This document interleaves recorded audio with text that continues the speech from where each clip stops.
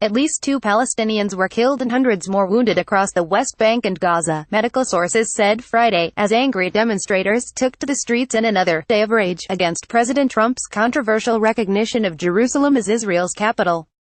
The Palestinian Health Ministry's spokesman in Gaza said in a statement to Palestinian state news operator WAFA that 2 people had been killed in clashes with Israeli forces.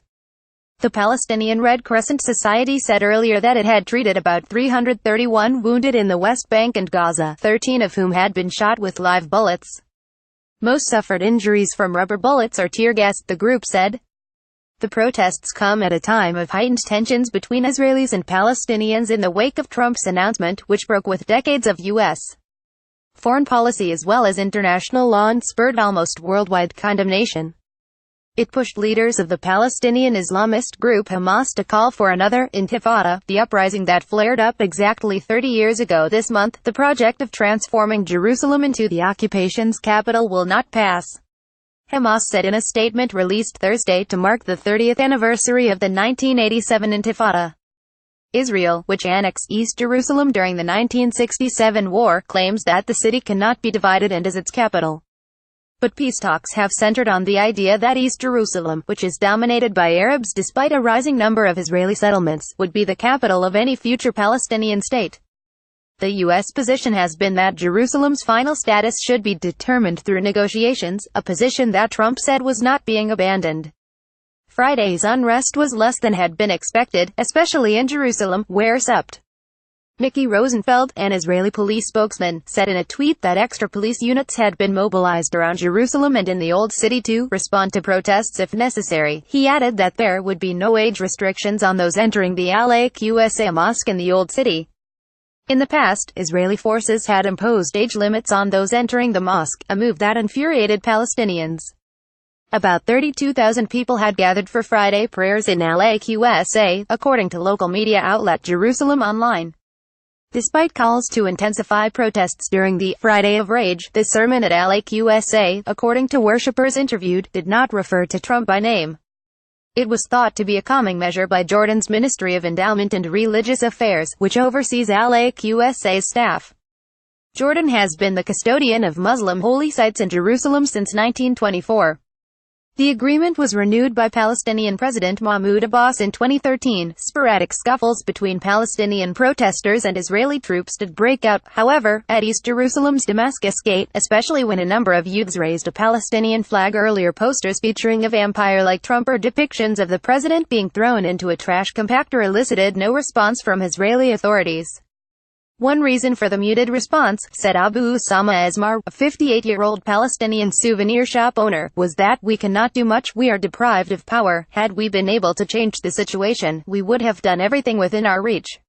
Esmar said, but this struggle isn't over yet. And it cannot be decided in this short period. Others, such as 54-year-old Mar Mansur, said Friday's relative calm did not detract from the seriousness of the situation. In fact, it is extremely dangerous and is like the lull that lasts before the outbreak of the big storm, he said. Trump's decision brought tens of thousands of demonstrators to the major squares of cities across the region, with many viewing his shift as yet another example of the U.S.'s pro-Israel bias. Jordanian TV news outlet Roy News said approximately 20,000 people had headed into downtown Amman. Video uploaded to social media showed crowds shouting, "Prepare for jihad." Some burned the Israeli flag, while others carried posters of a swastika imposed on Trump's visage. Trump, the ugly face of Nazism, it read. In Tehran's Grand Mosque, firebrand preacher Ahmad Khatami said, Trump has shown that the only solution for the Palestinian cause is the Intifada, adding that the U.S. president suffered from mental and psychological disorders. Now it is time for unity of all Muslims and Palestinians, said Mohammad Javad Husseini, a 22-year-old university student who had joined the protest in the Iranian capital after Friday prayers. Even anti-Zionist Jews and Christians must join us against Trump's stupid decision. Protests were also held in the Lebanese capital of Beirut, where a large number of Palestinian refugees continue to live in separate enclaves. This foolish decision is a war crime. It strikes at the heart of Palestinian rights and the symbolism of the independent state, said Ali Faisal, a leader with a Democratic Front for the Liberation of Palestine, at a rally held near Beirut Sabra refugee camp. The real response must be an intifada, boycotting U.S. products and shuttering both U.S. and Israeli embassies. Meanwhile, U.S. Secretary of State Rex Tillerson downplayed the significance of Trump's decision, saying during a news conference in Paris that the move would not happen this year or probably not next year, but that the president does want us to move in a very concrete, very steadfast way. Despite the widespread anger, there is a growing sense that regional governments will have to mobilize beyond the usual rhetoric if they are to get a reversal, said Rashid Khalidi, the Edward Said Professor of Arab Studies at Columbia University. If there is no Palestinian or Arab governmental action, whereby there is a tit-for-tat retaliation for what the U.S. has done, then Trump gets away with it, Khalidi said in a phone interview on Friday. In response, traditional U.S. allies such as Saudi Arabia could cancel arms deals or boycott U.S. made goods. Jordan is also set to become a staging ground for U.S. operations in the region, with a $143 million expansion of an airbase in the country's northern region approved by the Pentagon. Khalidi dismissed such moves as unlikely, but said the Palestinians, who have reportedly been threatened with a loss of U.S. funding if they do not accept the settlement, should emphasize that the U.S. has disqualified itself as a so-called honest broker. The important thing is to actually say we will no longer negotiate with or accept the U.S. as the sole mediator, he said. That's what people should be doing, not marching in the streets.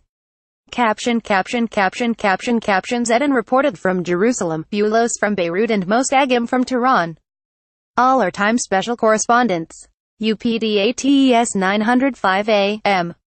This article was updated throughout with staff reporting that includes additional details. This article was originally published at 6:45 AM. Middle East Palestinian Israel Gaza Strip West Bank homicide Donald Trump.